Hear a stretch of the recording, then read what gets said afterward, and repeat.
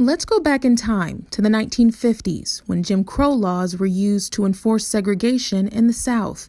And being an African American during the Jim Crow era was far from easy.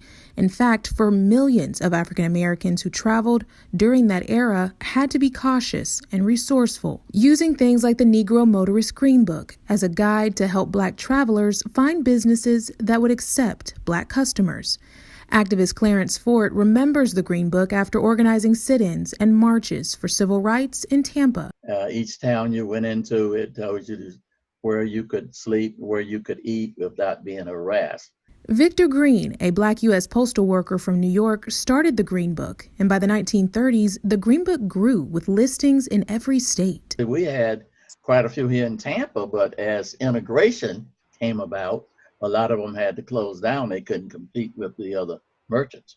The Jackson House on Zack Street was one of the listed safe havens in Tampa, known for housing Black families and famous guests like Ella Fitzgerald and Dr. Martin Luther King Jr., and is now undergoing restoration.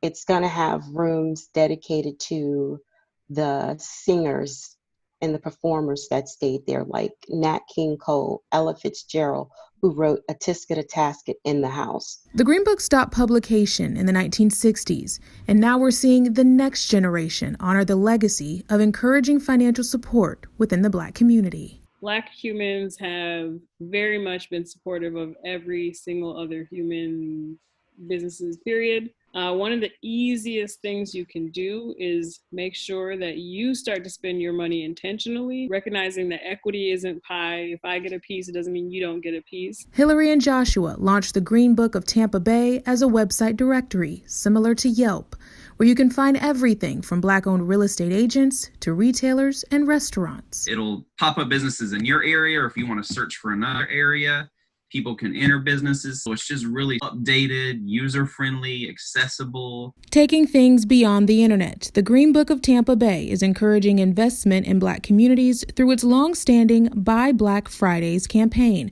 where consumers are encouraged to seek and support Black-owned businesses at least one day per week and share their experience on social media. White people really need to kind of step up, and we want to encourage them to kind of come to the table, put their money where their mouth is, and really start supporting the community. And long term, not just tragedy, but for it to really kind of be a way of life.